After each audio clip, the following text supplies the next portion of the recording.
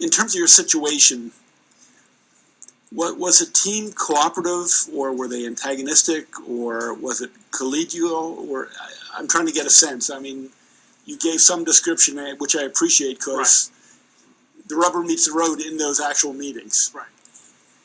Our experience is actually every single situation where there is a transition involved from preschool to kindergarten, kindergarten to middle school to high school, every single juncture, we needed some support. In other words, it's the team is actually very cordial, very cooperative in other ways. It's really the lack of information, and it's really the lack of resources available for a parent. So you're going in as, if you're lucky, you go with your spouse, and there are 8 professionals sitting in front of you on the table. Let alone it's fearful of that. And other than that, they are all well versed in their areas, and they're giving you the information which you're not able to process and make a informed decision at that point. And if you don't do, it's going to affect your child's placement. And that's where I think the biggest challenge for us personally.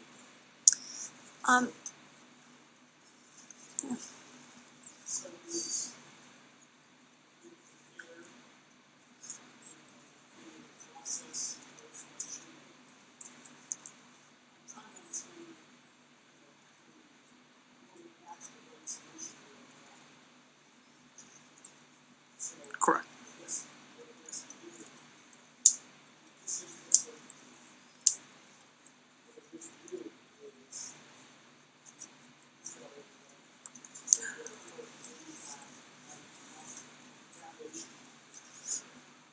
That was part of the problem. Okay. And I think the other part of the problem is the school is, you're going to a meeting not really knowing what their team's decision is, number one.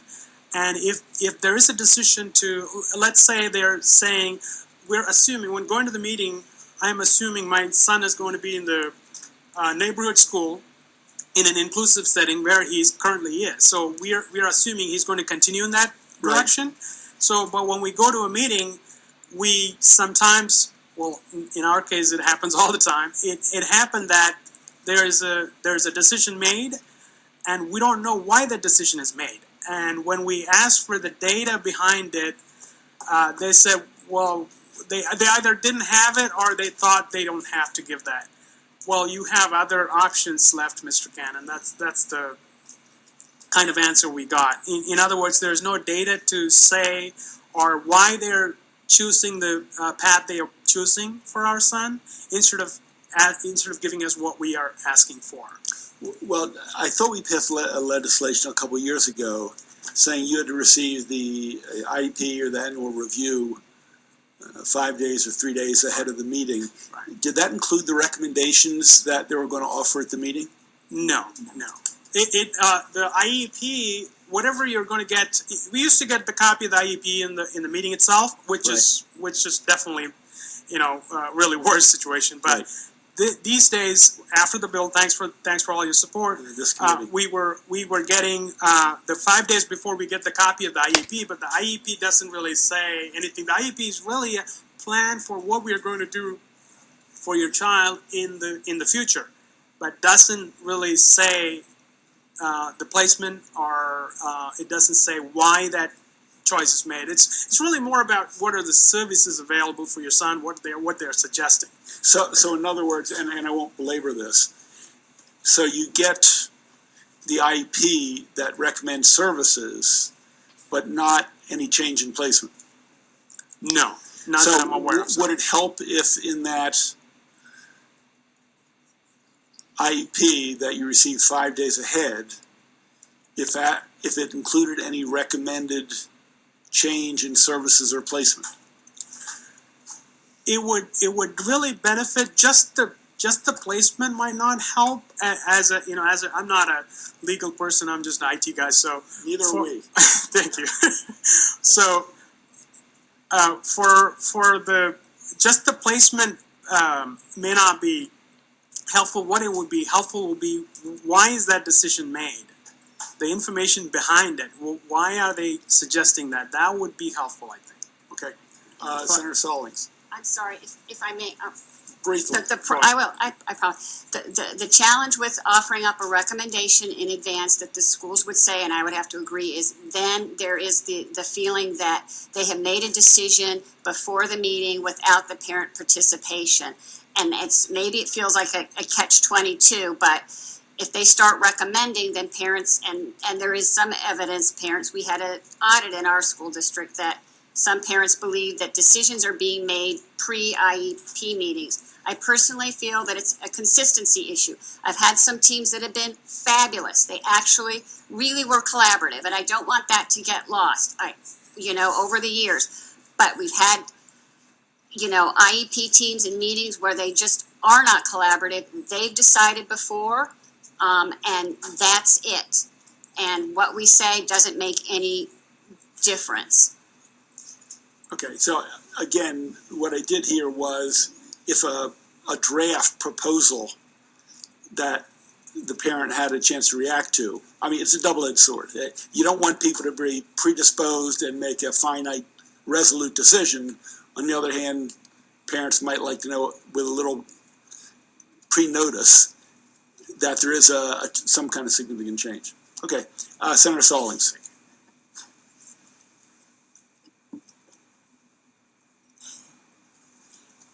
Oh, thank you. I think you hit it, Vice Chair, because I was thinking about the changes that, or how, well, you're not notified in some of the changes, which I would be concerned. But I'm thinking of, at times, they don't have uniformity in the things and the standards that they have in every place, that maybe there's a problem there. That maybe one place they're doing great and they have a great team, and they're doing everything in line, and you're not missing at a beat. But maybe another place they are, and they're not as uniform as the others. Like Kennedy Krieger, that place is top notch. You got every team, every partner, every person that's a part of the team, input and parent. So I'm thinking, what is one thing? My question is this. Sorry to say, not to prolong, but what would you say is the underlying thing that they're probably missing with you, that is a problem with you personally? In our case, I would say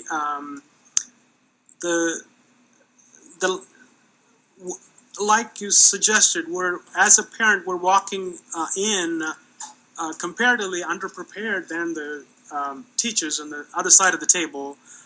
In that situation, a decision made already for your child's placement without any information which a parent can share, and how I always in the documents we read that IEP is a collaborative effort, and parents are equal partners, but when you walk in, this is the result. Right. That's what happens, and they do have Montgomery County has a nice brochure about what dues process and everything is, what's your next step is. They do give you, but that leaves you, okay, so now I have to start from scratch. Why you arrived at that conclusion, on our cost and on our time and everything. And my personal situation is, at that point, I don't have the help I need to go through this. I'm going to submit to it. So, okay, give me the placement wherever you want to give. So, unfortunately, that's our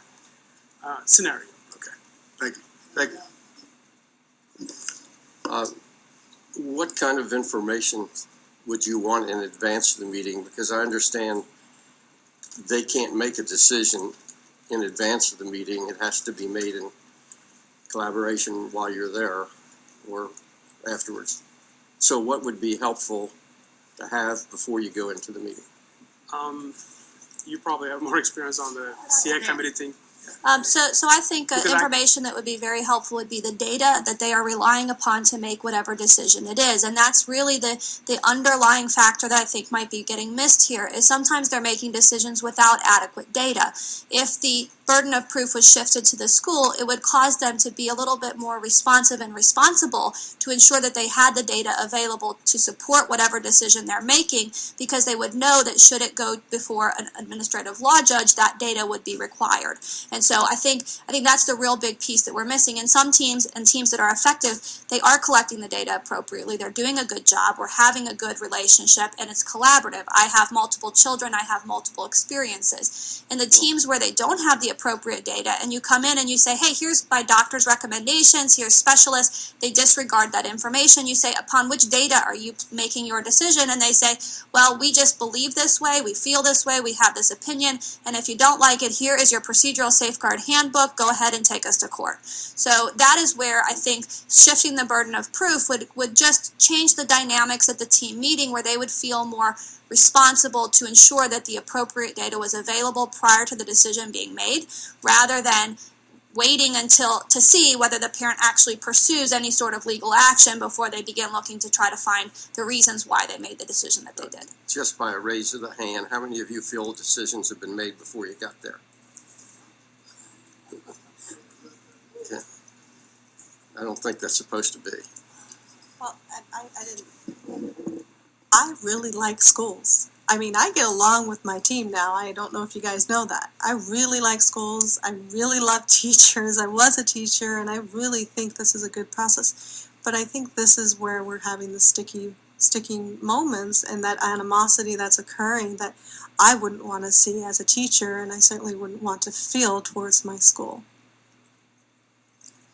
Just to echo, I've been on PTSA and an advocate for years, and it's disheartening when you do have at a school a team that's not collaborative. And I think Sarah, hit the nail on the head.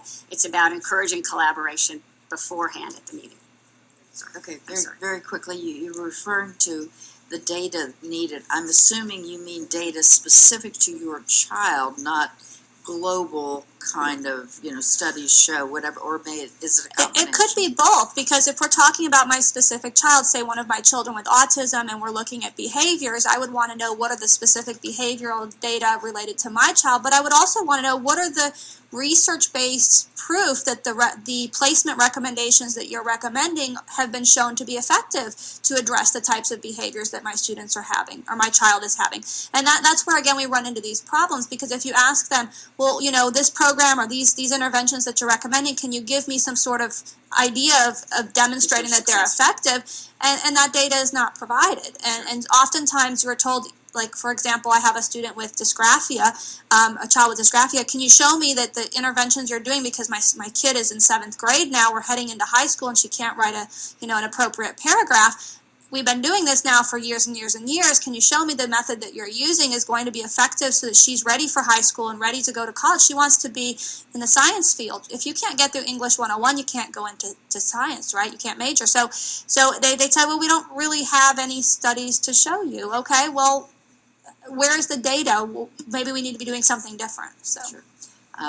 It's been a long time since my children were in public schools, I have to confess, but I do remember there were days that I would talk to a teacher and ask about, why is my child doing this? When one was, why was he doing division when he didn't understand math, multiplication?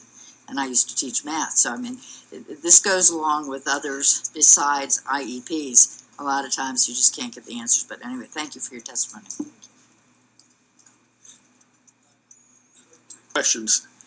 On the IEP that you receive 5 days before, and again, not to satisfaction, does it also include if the child hadn't been reaching their targets or goals Yes. for the past year? To certain, It depends. Yes. It depends. It in the areas, for example, let's say, let's talk about reading.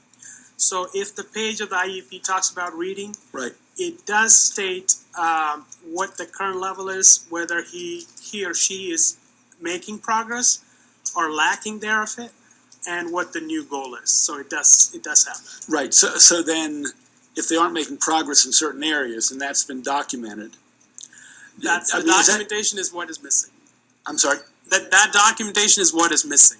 So if the goals from the year before were to, these kind of intervention to get the student, young boy or girl to Right. level X, Right. and the next year, they're only at level Y. Right. And so either they weren't making the kind of progress they had hoped, or Correct. the interventions weren't being successful. I mean, isn't that the kind of data that's in the IP that you want to decide the next year's proposal? Right. I mean, one would hope that. So let's say just your example Sure. quickly. He's in a reading level of. I think my son is 2 to 3 years less than the current reading level. So Right. he's in 9th grade right now. So let's say he's reading at 6th grade level. So it says he's reading at 6th grade level, but there is no backup for, what are the tests administered, what are the things, forget about even the tests administered, how they found out, which may be easy. Right. But what are the remedies for that? What are the programs, peer tested, teacher tested, there are several programs available to remedy the situation. Did they try any of that? How did it go? And what program they choose? Those are the data is not available in the IEP. Okay, At least in general, most of the cases, I may be wrong, but thank you. thanks. Seeing no further questions, we thank all of your contribution and participation. The only other opposition is written, oh no, I'm sorry, John Willems. Is the State Department of Education here?